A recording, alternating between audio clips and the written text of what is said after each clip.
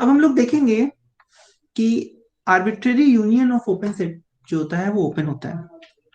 So this is lecture on 15/02/21।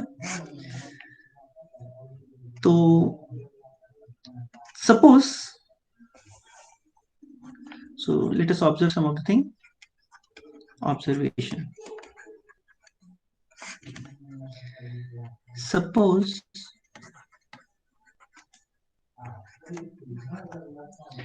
U alpha such that alpha belongs to some indexing set. Indexing set को हमने ए नाम दे दिया, और चलो इस पूरे सेट को हम बी नाम दे देते हैं. Suppose this is B, where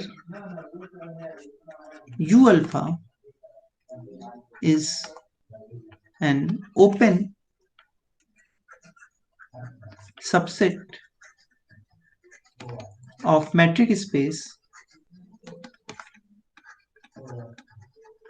xt.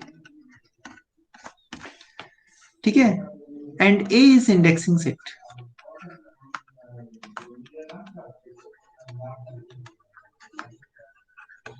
Indexing set आप लोग समझते हैं इंडेक्सिंग सेट क्या होता है? No no sir. अच्छा चलिए, कोई बात नहीं. यहाँ पे क्या हो रहा है, अगर इस सेट को ध्यान से देखो बी को, तो बी कैसा दिख रहा है, इसमें यू अल्फा मिलेगा अगर अल्फा ए में होगा तो. ठीक, अल्फा अगर ए में होगा तो उसके करस्पॉन्डिंग एक ओपन सेट यू अल्फा मिलेगा. तो ये एक तरह से ये जो फैमिली ऑफ ओपन सेट है इसको लिखने का एक तरीका है ए की मदद से. जैसे मान लो हमने ए को ले लिया 1 2 3 4, तो बी के एलिमेंट्स हम लोग लिख सकते हैं. क्या होगा बी के element? u1 u2 u3 u4. बात समझ आ रही है? तो शॉर्ट में लिखने का ये तरीका हो गया. अगर मान लो ए को हमने ले लिया सेट ऑफ नेचुरल नंबर, तो बी क्या हो गया? बी में एलिमेंट्स क्या मिले? u1 u2 u3 and so on. समझ रहे हो ना? या अगर हम ऐसे लिखें तो ui such that i belongs to n. तो ए की जगह क्या आ गया? n आ गया. ठीक, तो ये जो इंडेक्स यहाँ पे दिया गया है इस u के साथ, ये जो छोटा सा सफिक्स हमने लगाया है, ये इस सेट से आ रहा है, इसीलिए इसको इंडेक्सिंग सेट बोल रहे हैं. तो अब जैसा सेट लेंगे उतने एलिमेंट्स इस सेट में मिलेंगे, बी में मिलेंगे. ठीक है ना?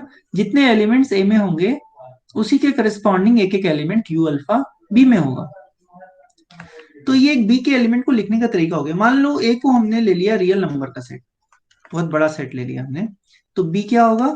बी के एलिमेंट्स क्या होंगे? You alpha such that alpha in are, यानी हर रियल नंबर के करस्पॉन्डिंग एक ओपन सबसेट ऑफ किसी मैट्रिक स्पेस का जो एक्स टी हमने ले रखा है उसका मिलेगा. ठीक है, तो इसीलिए इस ए को हम लोग क्या कहते हैं? इंडेक्सिंग सेट है. इसके हिसाब से इसके सारे एलिमेंट्स डिफाइंड हो जाएंगे. तो ये एक लिखने का तरीका है कि बड़ी आसानी से हम लोग चीजों को लिख सकते हैं इस तरीके से. इसलिए हमने एक इंडेक्सिंग सेट ले लिया, और ये इंडेक्सिंग सेट फाइनाइट हो सकता है, काउंटेबल हो सकता है, अनकाउंटेबल हो सकता है, कुछ भी हो सकता है. ठीक ना? चलिए, तो अभी एक चीज देखते हैं हम लोग. Suppose b is equal to u alpha such that alpha in this A is a family of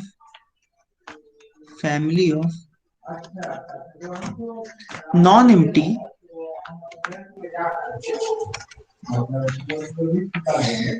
is a non-empty family of open sets. कर लेते हैं इसको. Is a non-empty family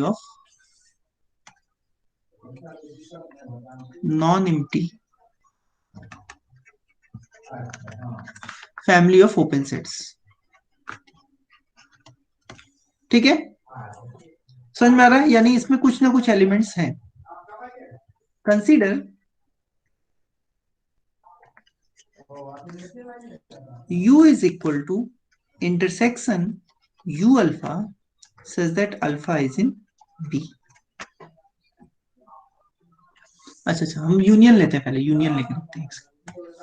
union लेते हैं. Family of union non empty open set लिखते तो क्या चीज? Sir family of non empty open set लिखते तो गलती क्या होता? हाँ, family of non empty open set जब लिखते हैं ना, तो इसमें मतलब होता है कि ये फैमिली है उन ओपन सेट्स की जो नॉन एम्प्टी है। ठीक है, यानी इस फैमिली के अंदर जितने सेट हैं उनमें से कोई भी एम्प्टी नहीं है।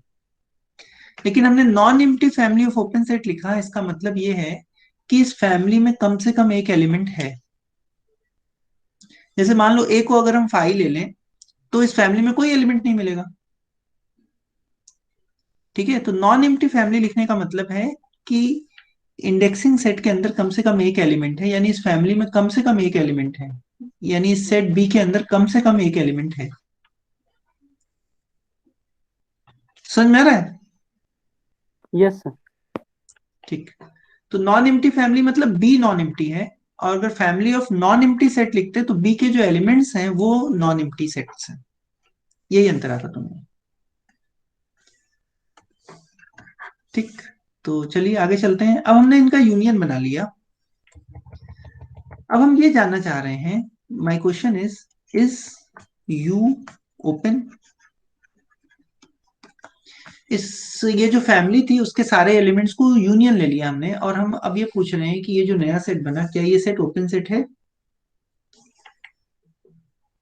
तो ओपन सेट कैसे चेक करते हैं? ओपन सेट होने के लिए इसका हर पॉइंट क्या होना चाहिए? इंटीरियर पॉइंट होना चाहिए, है ना?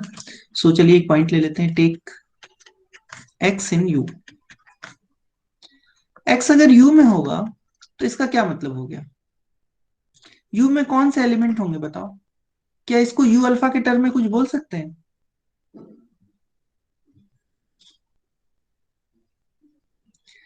यू में कौन जाएगा?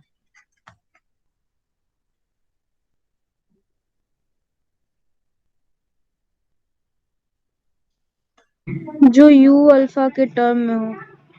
यानी ये जो एक्स यू में गया है ये किसी ना किसी यू अल्फा में होगा, तभी तो यू में जाएगा। बोल यस सकते हैं सर। ना ऐसा? तो इसका मतलब there exist alpha in A such that, किसी ना किसी कम से कम एक अल्फा में तो होगा वो, तभी तो यू यू में जाएगा। So such that X belongs to U alpha. ठीक है, लेकिन अगर एक्स यू अल्फा में है और यू अल्फा क्या है? ओपन है। So there exist R greater than zero such that X क्या होगा? इंटीरियर पॉइंट होगा।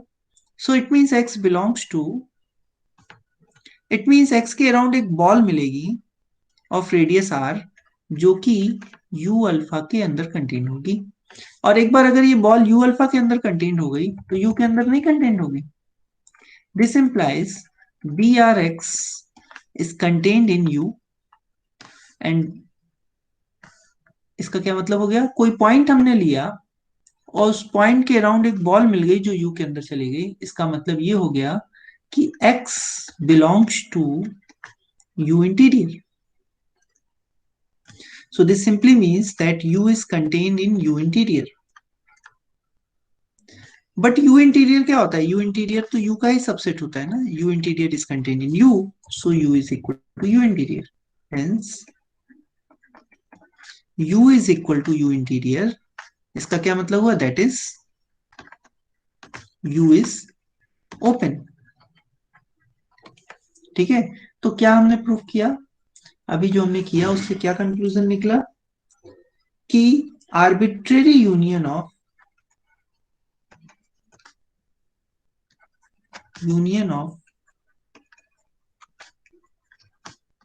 Open set is open.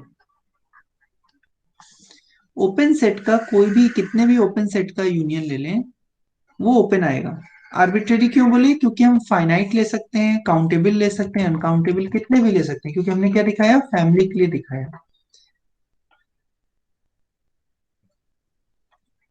इसको ऐसे भी लिख सकते हैं, आर्बिट्रेरी वर्ड ना लिखना चाहो तो, union of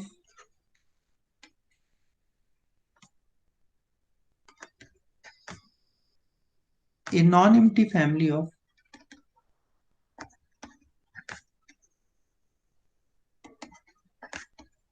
open set is open, कोई भी non empty family of open set लेंगे और उसका यूनियन लेंगे तो ओपन सेट ही आएगा। ठीक है, चलिए अब कुछ और ऑब्जर्व करते हैं। यहां तक कोई दिक्कत नहीं है? Do you have any problem here?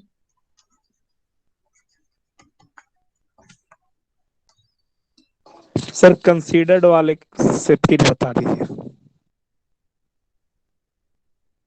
Consider वाले से फिर बता दें। ये ओपन सेट बराबर है ना sir, alpha belongs to B union U alpha is U is open, वही वाला सर। अच्छा, is U is open, is U is open question तो समझ में आ रहा है ना कि यू ओपन है या नहीं है? Yes sir. ये यूनियन समझ में आ रहा है, ये क्या लिखा गया है? सर यू एक ऐसा मतलब union alpha belongs to B है, उसी वही चीज ना है सर। अच्छा अच्छा अच्छा अच्छा, एक सेकंड, यहाँ पे गलती भी लिखा हुआ है, मुझे सही कर लेंगे। ठीक है, let me correct it, there is a mistake. U belongs to alpha belongs to A होना चाहिए। ठीक है, अब सही हो जाएगा। So U is equal to union U alpha such that alpha belongs to A, या अगर आप चाहें तो इसको ऐसे भी लिख सकते हैं, union of some V such that V belongs to B. ये तो या तो ऐसे लिखिए, अगर बी लिखना है नीचे तो, या तो लिखिए अल्फा बिलोंग्स टू ए, क्योंकि अल्फा तो ए से ही आ रहा है ना, यहाँ लिखने में मिस्टेक थी। ठीक है, अच्छा है, ठीक है, ये आपने मिस्टेक बता दिया। ठीक है, तो यू ओपन है, कैसे दिखाया? एक्स यू में लिया हमने, एक्स यू में जाने का मतलब एक्स किसी ओपन सेट के अंदर होगा, तो उस ओपन सेट को कुछ नाम दिया हमने यू अल्फा। अब यू अल्फा क्योंकि ओपन सेट है, इसलिए उस पॉइंट, इस पॉइंट एक्स के अराउंड एक बॉल मिलेगी जो पूरी तरह से यू अल्फा में होगी। ये बॉल यू अल्फा में है, इसका मतलब ये बॉल यू में होगी, और यू में होने का मतलब एक्स क्या हो गया, यू का इंटीरियर पॉइंट हो गया। तो क्या हो गया, इसका मतलब ये हो गया कि एक्स अगर यू में है तो वो एक इंटीरियर पॉइंट होगा, तो यू जो है वो यू इंटीरियर के अंदर कंटेंट हो गया, बट यू इंटीरियर हमेशा यू के अंदर कंटेंट होता है, इसलिए दोनों बराबर आएगा। Is it okay now?